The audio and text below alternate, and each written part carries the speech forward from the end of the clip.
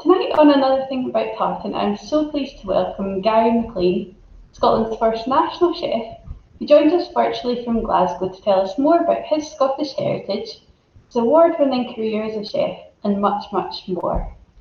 So, welcome, Gary. Hiya, how you doing? Good, thank you. How are you? Yeah, good. Thanks for having us. Oh, no problem at all. Well, as part of our MacLean celebrations, we had to get you involved. No, good. I'm glad you got me. Yeah. So, Gary, you've had an award-winning career, but can you tell us a bit more about how you first entered the kitchen? What inspired you to become a chef? To be honest, it was I was really rubbish at school.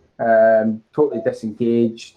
To be honest, not very good. Obviously, that goes hand in hand with not being really engaged or motivated.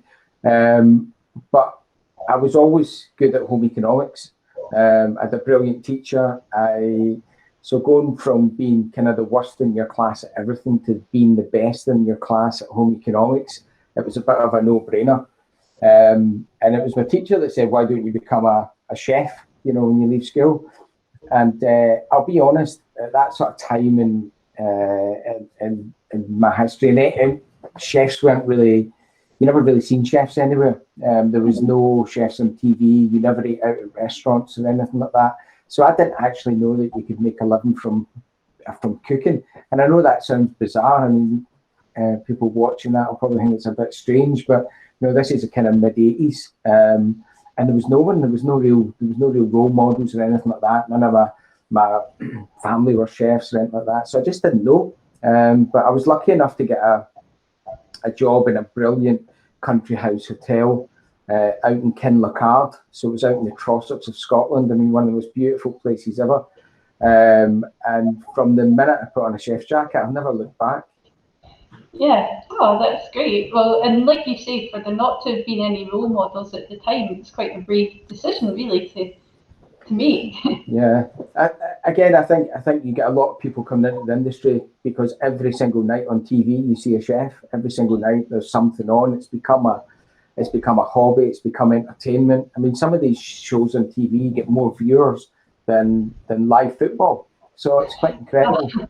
Yeah. Quite incredible how the whole thing is sort of transformed. Even in my career in the last 30 odd years, it's completely changed. Yeah. Wow.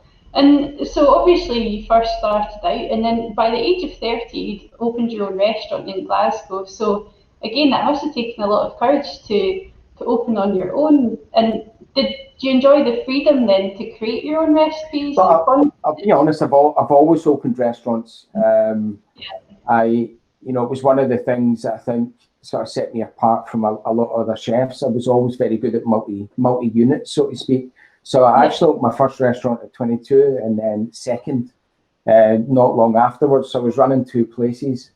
I then went on to work for Glasgow Museums, who I then opened the Gallery of Modern Art, which is now coming up to its 25th anniversary, as I saw in the press the other day.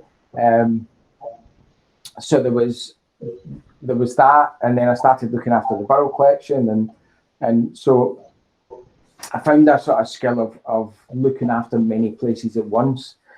Fast forward a few years, I then ran a huge restaurant company called G1. I was the executive chef for them, and I pretty much spent 7 or 8 years just opening restaurants every other month.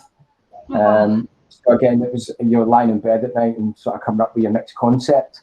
And I remember I was opening in the West End, and I think it was restaurant number 7 on Byers Road, and I had run out of ideas. And I'd done everything from Italian to Indian to French to pizza to you name it, modern kind of Asian food and all sorts of stuff like that. And I thought, why don't we do Scottish? And at the time, and I know again it sounds bizarre, but at the time it was people were going, "Are you mad? You do a Scottish restaurant?" And there it was, and it was a Bothy in Glasgow, and it's still there to this day. So, so 20 years young, and that was the Bothy. I think there's about 6 of them now all over the country. But it was just funny thinking back then how, because normally I would come up with an idea and work with the team and would be quite confident to go to the owner and say, right, this is what we want to do. I was quite apprehensive about going in with a Scottish idea, and it stood the test of time. And obviously, again, a lot of chefs and a lot of operators now are really embracing Scottish food and Scottish, even the kind of twist on the historical food, which is all the rage at the minute. Yeah, definitely. Yeah, to think that it seems such an obvious choice when you're based in Scotland, yet like I know, but we never did it. We went everywhere else, but so we did. Travel the rest of the world rather. I think the difference with that was that I did Scottish food from my childhood. It was things like iron blue sorbet and stuff like that was in there for the first time. And it was just kind of food that I grew up with, as opposed to the kind of Rabbie Burns sort of food. So it was kind of twists on probably more on Scottish ingredients than Scottish tradition, but there was a little mix of, it was a wee bit tongue in cheek, but it was a lot of fun, and it's still going strong. Well, and I guess you instantly feel more passionate about it than when it's, like you say, incorporating family recipes or things that you grew up with. Then I think I done at one point Manty Ann's trifle and stuff like that. She loved that fact that her name was in the menu and stuff like that. But again, it was just always a bit of fun, a wee bit tongue in cheek, so to speak. Yeah, well, it's nice to have your own take on these classics, And all of this experience then from, opening your own restaurants and the galleries and all of that, then it must have given you a real overview of lots of different aspects of the industry here in Scotland. Yeah, definitely. And operating so many places at once, so you kind of move into, the development of food, you move into the development of people. And I always had really good relationships with suppliers. I was always really keen in finding out where the food came from and who produced it. And, I think that certainly made our restaurants a lot stronger, working with local suppliers, regardless of the style or the theme of the venue. That relationship with the people that are making and producing the food, I thought was really key to the success of any of the restaurants that we did. Yeah, and again, it makes total sense that the more knowledge you have of the ingredient, then the better you can prepare it, I guess. That's right, yeah, it's 100%. And then the more knowledge that the venue's got, they can then pass that to the customer. And again, things have changed dramatically where the customers they now need to know where their food's coming from. They need to know, the provenance of what they're buying, and for all sorts of reasons. There's food mileage and animal welfare and all these other subjects that are now so important when you're opening a restaurant that really wasn't a consideration 20 years ago. Yeah, well, ahead of the curve in that sense then. A wee bit. Yeah. So then a lot of people will recognise you because in 2016 you were crowned champion of MasterChef the Professionals. So during that competition you took on 47 other professional chefs in the process. So obviously you already had a wealth of experience, but what was it that made you enter the competition? Was it someone else that pushed you to do it, or had you always wanted to do something like that? Well, how it started, so throughout my whole career I've always been involved at college. So I was there part-time as a student for 8 years, and then I think I had about a year out, and then I went back teaching. So I went back teaching. I would get asked back to cover a Wednesday class, and I covered that class for about 13 years. So throughout my whole career, I've always been at college one way or another. In 2010, I went and started full-time with college. So as soon as I started, pretty much I started doing competitions with the students. So I kind of built a City of Glasgow College culinary team. And what happened with that is we competed all over the UK. We competed abroad in America and places like that, and we always won. So we would go down to London and we'd be the ones to beat. You know, we would always come away with the first prize or second prize in really big national competitions. So we'd, you know, I think we'd won about 20 UK titles over the course of 6 years. So my students, when MasterChef The Professionals as a show is something that we use as a kind of teaching tool. And the reason for that is that the first kind of half of the show, the first sort of 10 episodes, is they do skills tests. Mm-hmm. So they take a chef and give them what they call a kind of fundamental skill. And it's things like boning out fish and lather trimming chicken and all this sort of stuff. And they always build it as a kind of basic culinary task. They then wheel the chef in and, you know, they bum the chef up. They do all the hero shots in front of, you know, a Georgian mansion where he works and everything else. And then they give him a bit of fish or a chicken and he can't prepare it. And for us as lecturers and teachers, we use that to reinforce the reason why young people should go to college, so they're learning those fundamentals. So we can talk to a first or second year class that are coming back saying, did you see that guy on MasterChef? He couldn't bone the chicken out, you know, and it gives the student reassurance that they're on the right track with their career. Yeah. So in the process of using that, when it's on TV, it's always a talking point. So some of my students, because of the success we've had in competitions, my students were saying, you know, put your money where your mouth is. You can coach us into doing stuff. Can you do it yourself? Right. And so I did. I applied. I actually applied 3 times before I got on. Wow, my first application, I went in. You go through a whole load of different things to get on it, loads and loads. And I got to the final stages. First time I applied. Went away through to Edinburgh and had my first face-to-face interview after about 10 sort of telephone interviews. Right. And I had an amazing interview. You know, got on really well with the casting directors and stuff like that. And I came out and phoned my wife and I says, look, I think I'm in. I says, that couldn't have went any better. But the way it works is they tell you, if we've not been in contact by X, you're not in. So, I mean, don't call us, we'll call you kind of thing. Yeah. So I anxiously waited on the date coming and they never phoned. I thought, right, okay. And I kind of, a bit of reflection, I thought back, I think I went in, I was too smart. I was too, I went in with a suit on and, you know, I went in like a lecturer. Right. So the second year I applied, I got to the exact same stage. So really final stages, second year. And I went in a pair of denims, a pair of trainers and a Star Wars t-shirt. Slightly different. I had the worst interview ever. Worst interview ever. I came out and I phoned my wife and I says, I think I'm in here. I says, they'll probably think I'm kind of cannon fodder and put me through as that. But again, never heard anything.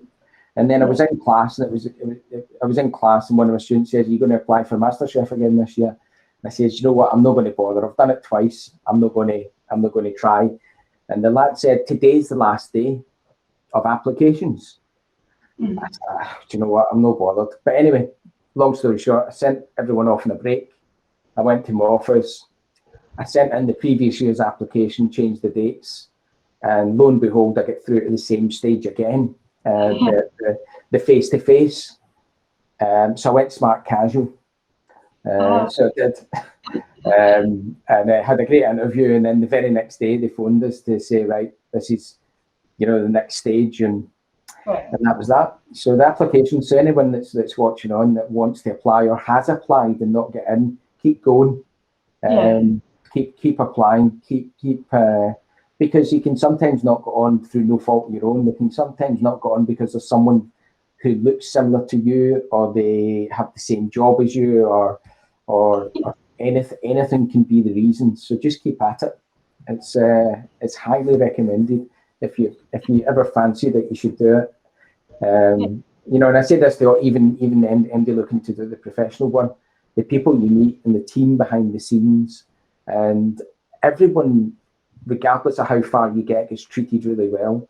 And you never, even on TV, they never make anybody look bad on TV or anything like that. It was just such a lovely experience.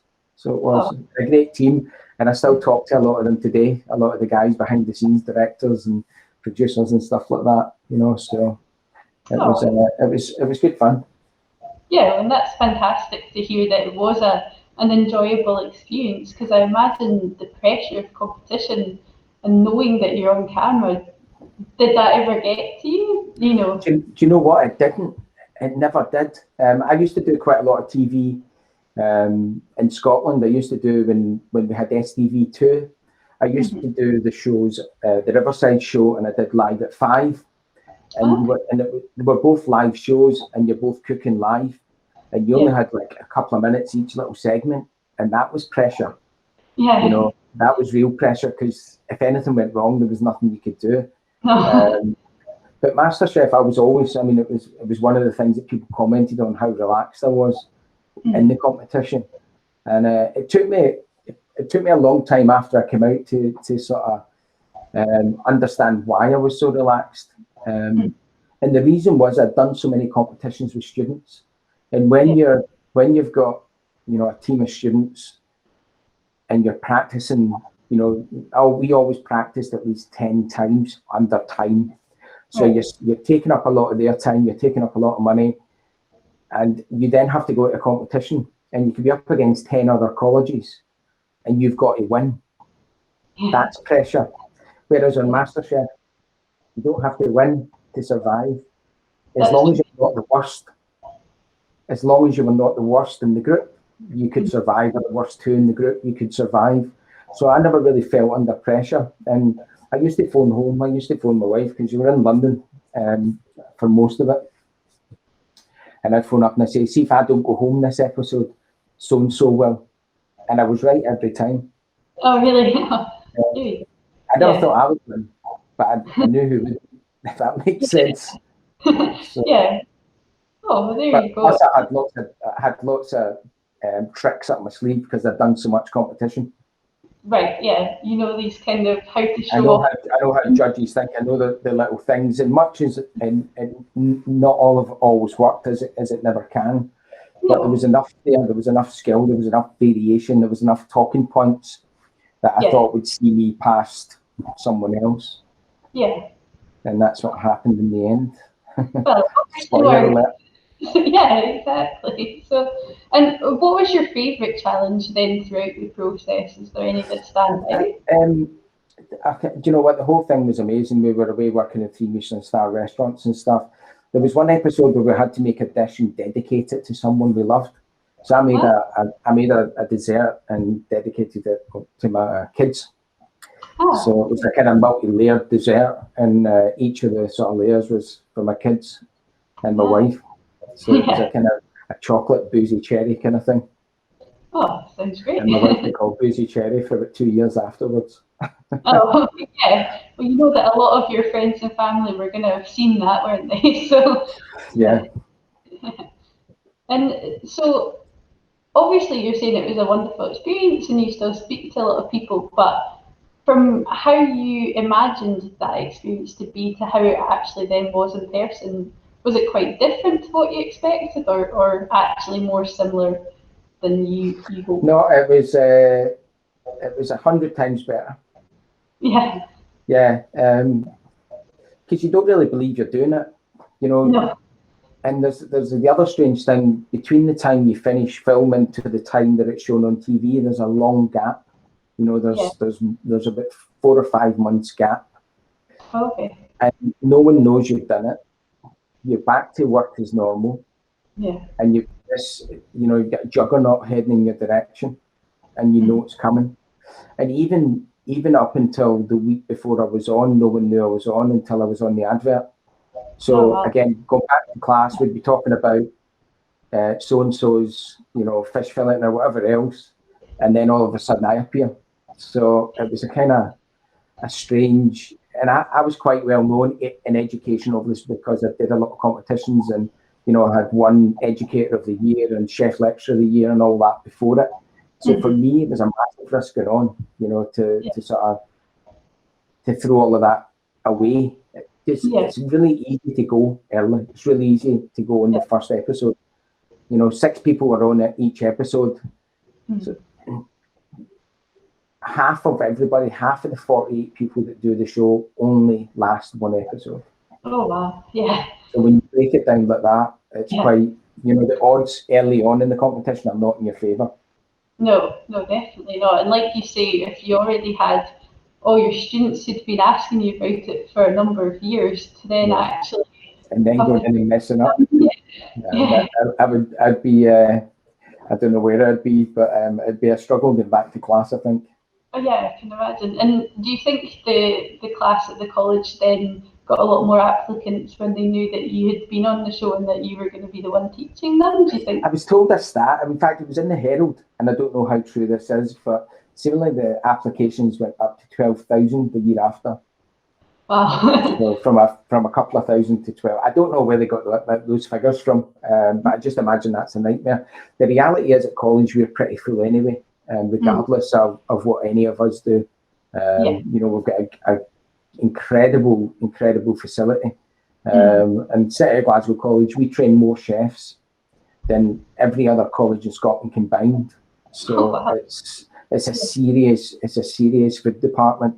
You know, and again, I said it at the time, if we were to have a competition between all the lecturers, I wouldn't win that, never mind MasterChef.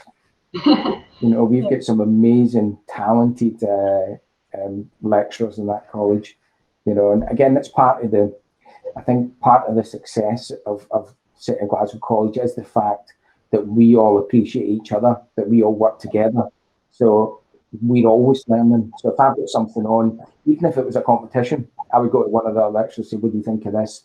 How do we improve it? How do we make it better? So we've got a really, really close team there that are all kind of working towards the same goal, which is great. And it's why I'm still there. It's why I'm sort of dedicating my life to college and education.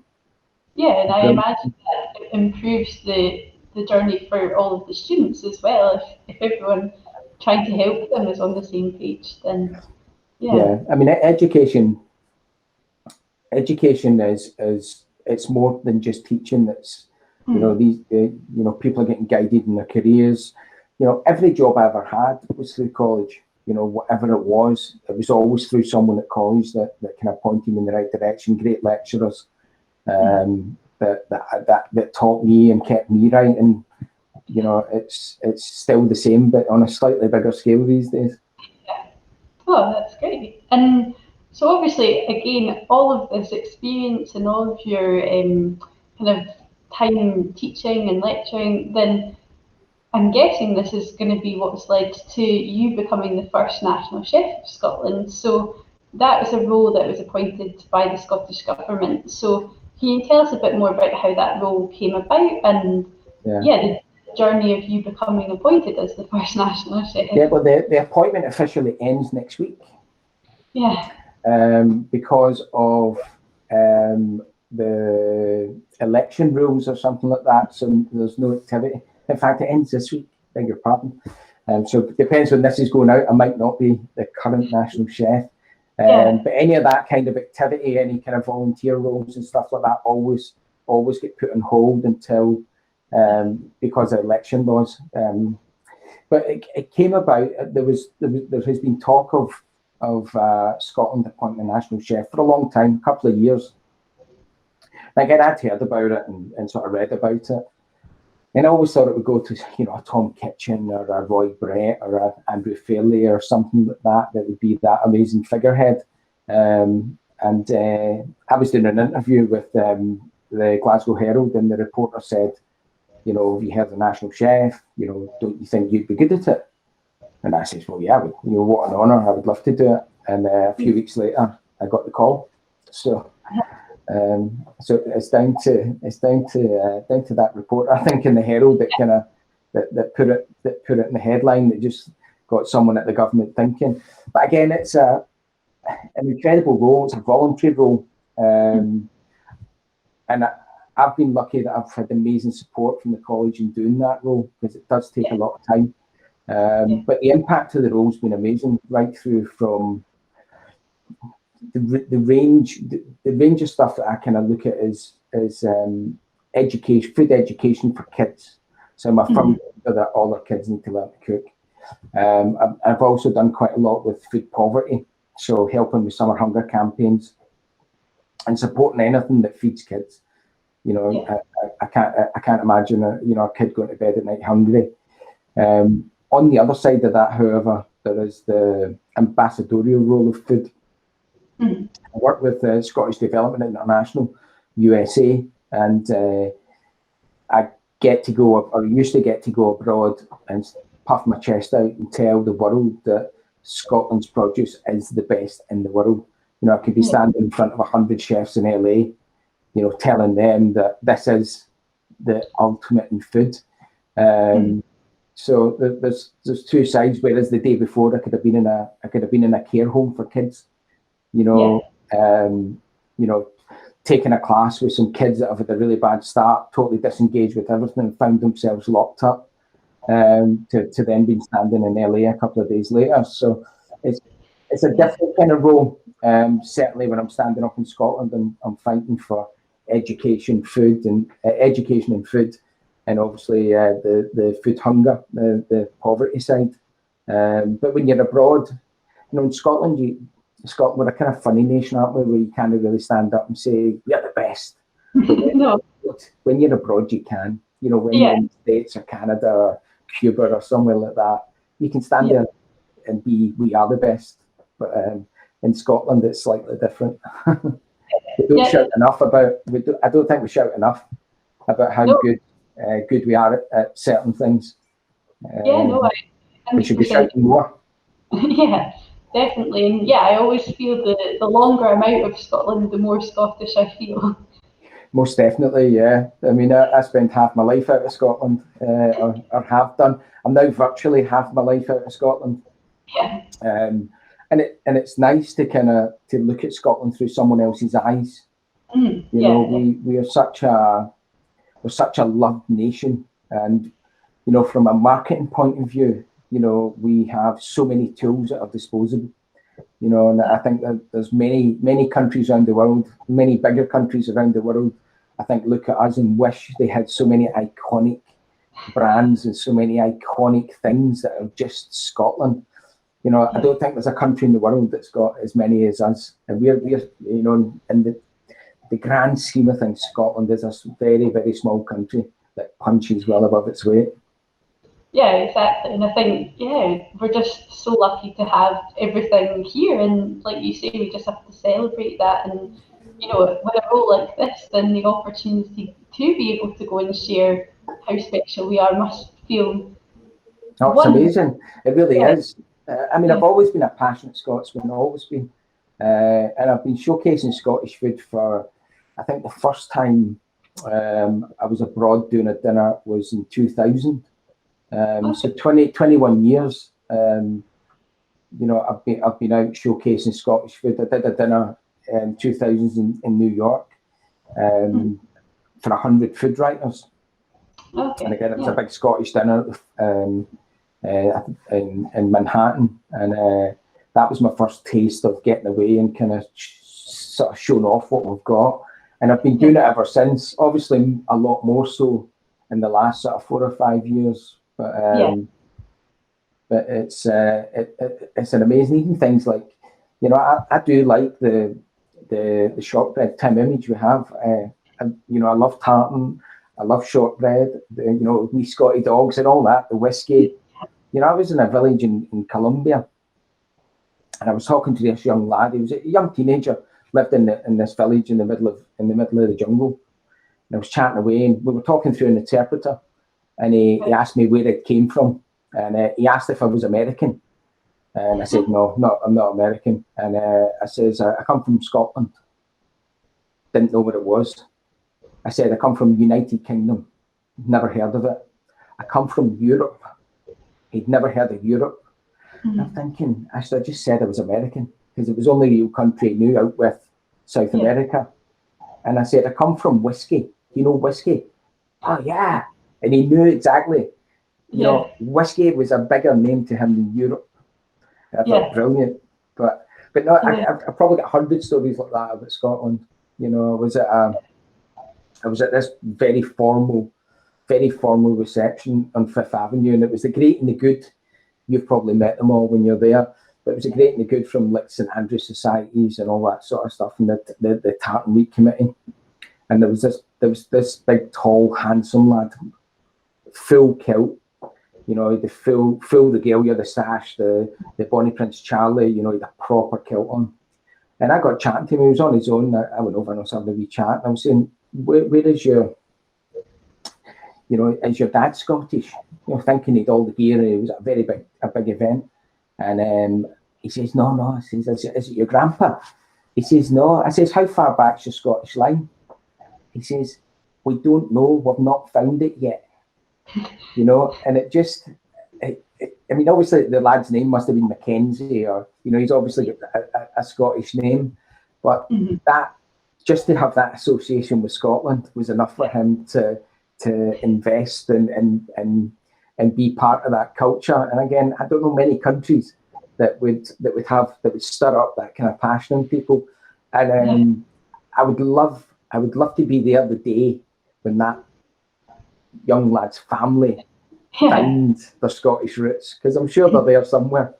But just again, just all of these things, it just makes you proud to be Scottish. Oh, definitely. And obviously you mentioned there things like the St Andrews Societies, and I know, like you say, it's a lot of the same friends that we've made in our time out in the States. So people like New York City Tartan Week and Chicago Scots. So when we spoke last, you were telling me you'd worked with Chicago Scots a number of years ago, and you've been doing some virtual cook-alongs, haven't you, as well? So can you tell us? I mean, this lockdown's been great for building on relationships in the States, you know, because I would normally be there and, you know, for a couple of weeks in April, a couple of weeks in September, and a couple of weeks in November, and you kind of fall into your routine and you fall into your kind of circle. And lockdown's been great that we've been able to engage with all of them on a daily basis, you know, and supporting them, and obviously knowing how passionate they are about Scotland, just opening up my family home, my kitchen to them over the past year has been great. But the Chicago Scots, obviously a big part of what they do is running the Scottish home. And again, care homes have had a really tough time all over the world with COVID. And I was always aware of that, and obviously, you know, a mutual friend of ours is Gus, a Scotsman out there, you know, running that home and running the society. And I just thought the more we can do, if we can bring a wee bit of Scotland into that home, you know, a few times. So I did things for like Mother's Day. I did their Mother's Day menu, and the chef there was been talking to chefs. She's recreated some of the food from my recipes and stuff like that. So, but anything you can do, you know, that kind of gets us all through this, I think, has been good, and it's the things we will remember in years to come. Oh, definitely. Yeah. You know, much as we're all stuck at home, we're all working from home and stuff like that. But technology has allowed us to travel, to see people we probably wouldn't have seen that often. Albeit via the technology. Definitely, and you know, we're filming this just ahead of New York City Tartan Week, so that's obviously around National Tartan Day on the 6th of April. So there's lots of events I know that are being lined up for that. But is there anything you've got planned to celebrate? I've done a bit of filming for the St Andrews Society of New York, so I'm doing a wee bit on William Wallace. Where I live in Glasgow, I live in Royston in Glasgow, and it's where William Wallace got captured. So it's about 100 yards from my house where William Wallace got captured. So for all the years that I've had the hospitality of New York during April, I wanted to show them where I come from. So I did a bit of a story on William Wallace, and I actually cooked some food at the Wallace Memorial. The memorial is where there was a tavern that William Wallace got betrayed on that spot. So I wanted to cook some food that I thought the tavern might have been cooking at some point in its time. And I did that for St Andrew's Society of New York, and I also did another video for New York Tartan Week. And again, it was a kind of walk. So as I say, I'm normally walking up 6th Avenue, so I wanted to walk, and I showed them where Wallace took his last drink as a free man, and again did a little bit of a history video of Wallace. So it's a wee bit different. So those videos just get sent today, so we'll see what the feedback's like. So it's all hot off the press.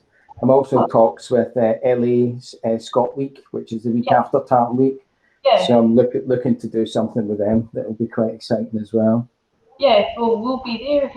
We're going to have to adjust our time zones a little, aren't we? 8 hours. I know my I've got a meeting tomorrow night, which is relatively early for LA, but it's quite late for here. But again, it's I'm looking forward to it.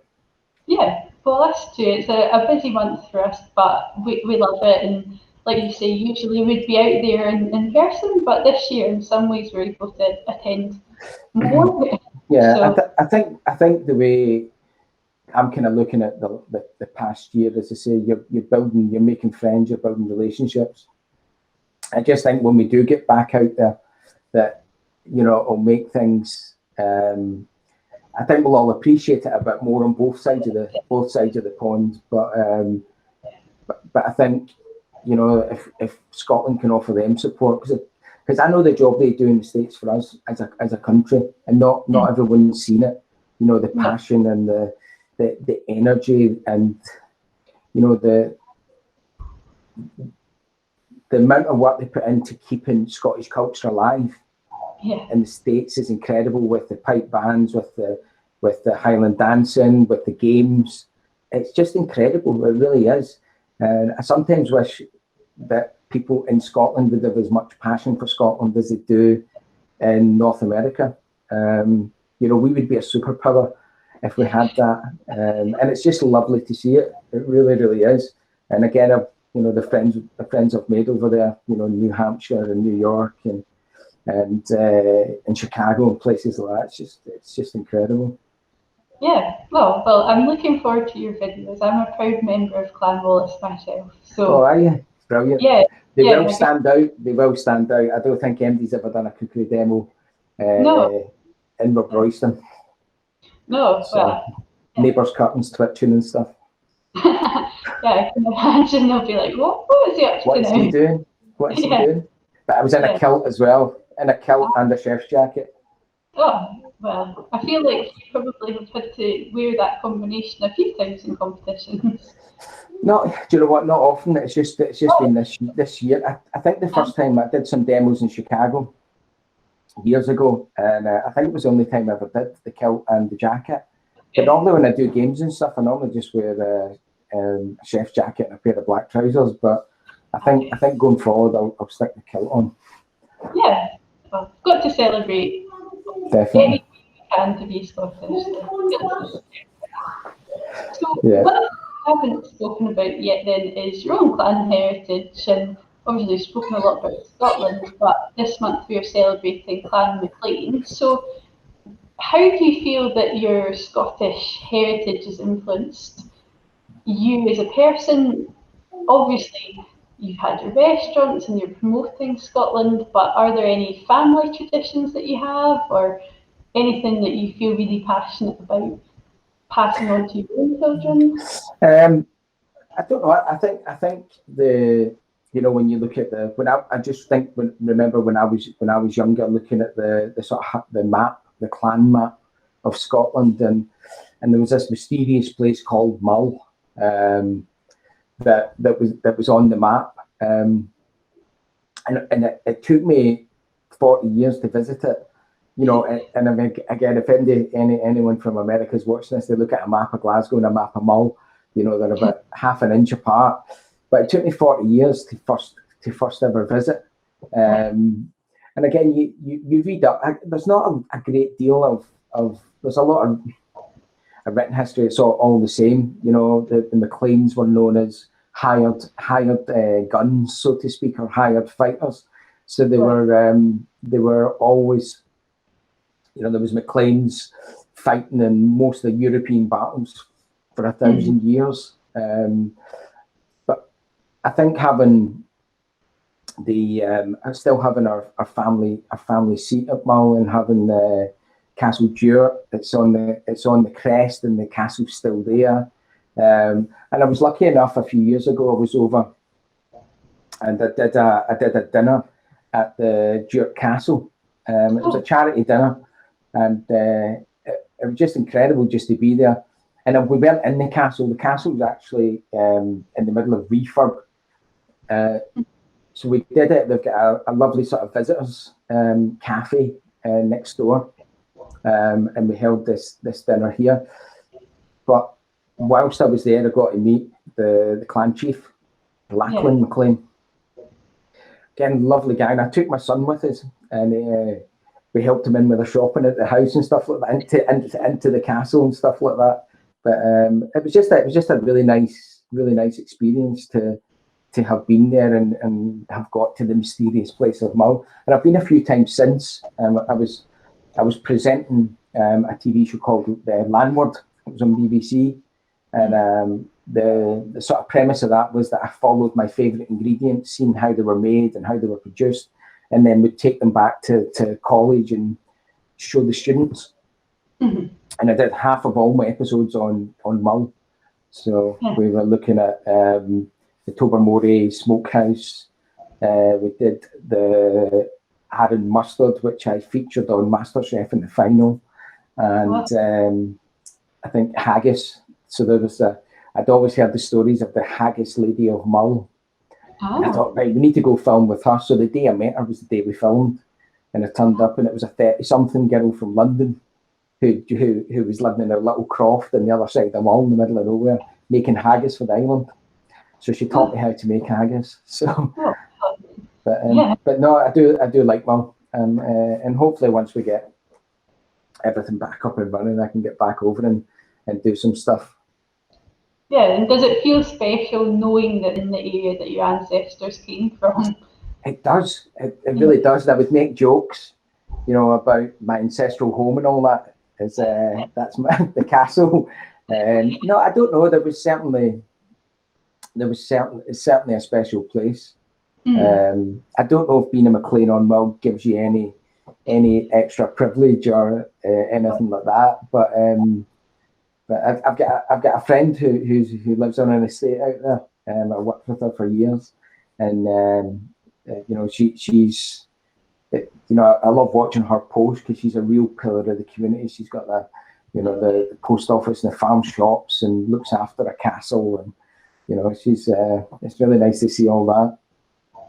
Yeah, and when we last spoke, you were saying you were able to visit another castle linked to the other branch of the MacLeans. The MacLeans have locked as well. That's right. Yeah.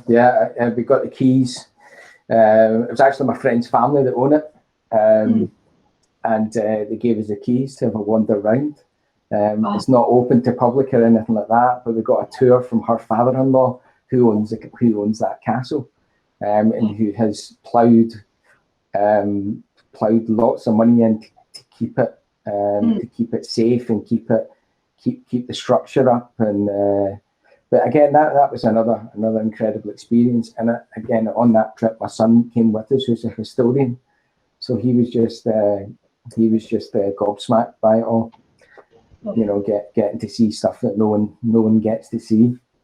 Yeah, well, yeah, behind the scenes view then. I know. No, it was good. It was good, and I think that castle was used in a really famous film in the 50s as well. So I can't remember the name of it, but you know, it was a very famous kind of Hollywood film.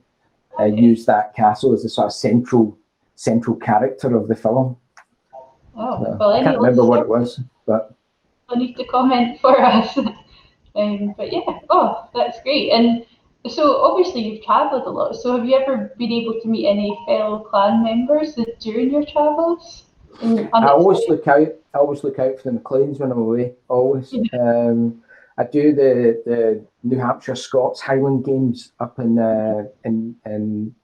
Loon Mountain, and they, again, it's a huge games, absolutely ginormous, and they have a clan village. They normally have about 55 different clans who are kind of telling their stories, and I always make sure that I get some time with the MacLeans. But again, always at the when I'm always at the Tartan Day parade, you know, when we're kind of lining up on the side streets waiting to step out onto 6th Avenue, again, always make sure, because the MacLeans are always well represented. So I know the Tartans, I can see the Tartans a mile away. So I always make sure to go up and say hello and wish them well and try and entice them over to Scotland. Oh, and it's so nice to have that instant link with someone, isn't it? Wherever you are in the world, if you spot that tartan, then you know that you're somehow related, don't you? So. But you are definitely. But again, there's a real, in any of these occasions, there's always a real sense of kinship. There's always a real sense of family, and there's always, it's hard to describe, there's a really unique atmosphere at the games and at Tartan Week, you know. And again, once you've been a few times, you get to know people, you get to know, you know, because the social side of it is always really good. So you do get to know people. You're at so many different receptions, you're at so many different events or breakfasts or lunches, or even some of the stuff that I kind of host over there. You know, you get to know that kind of strong circle of like-minded people. Really quite unique it is. Really missed it this year, to be honest. Really missed all of that in 2020, and obviously,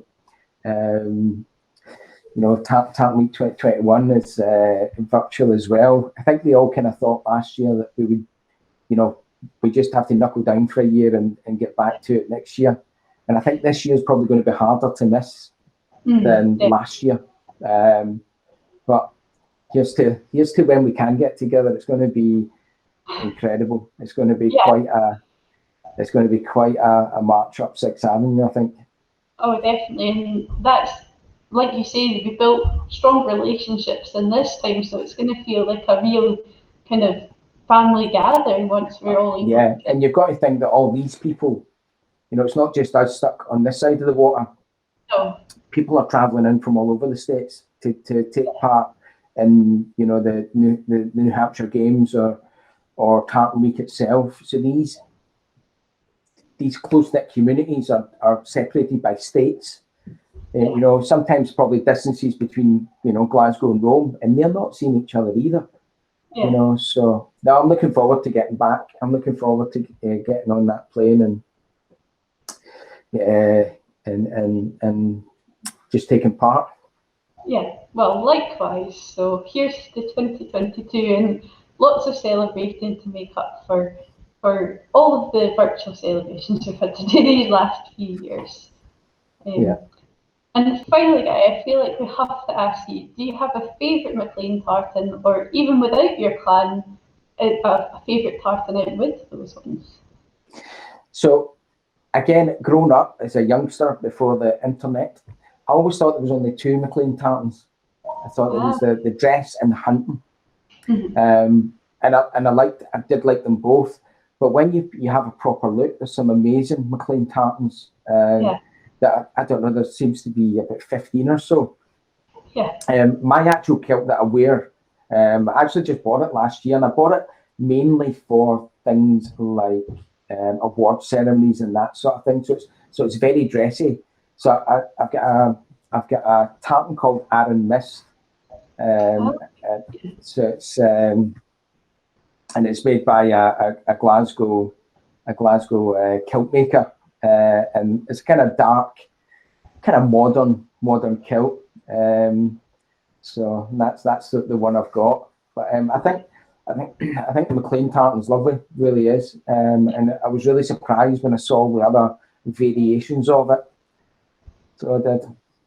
Oh, well, today I'm wearing, you can't see it that well, but this is MacLean of Duart Weather. This is my favourite of the MacLeans. It's gorgeous, isn't it? Yeah, had to wear it in your honour. Thanks very much. I appreciate that. No problem. I wasn't sure whether I should have worn my jacket for this podcast or not. Maybe I should have. just I got my tie on and Yeah, get my. lots of opportunities in the future to get you. No doubt, no doubt. Yeah.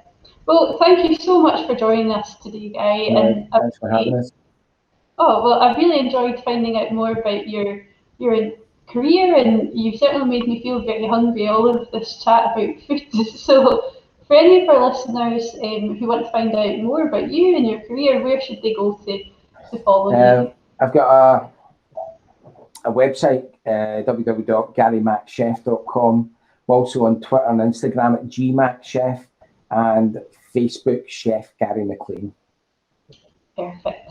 Well, thank you so much, Gary, and I'm sure we'll meet up in person either here in Scotland or stateside next year. Yeah, no doubt, no doubt. Thanks for having us. Thank you. Bye. Bye-bye.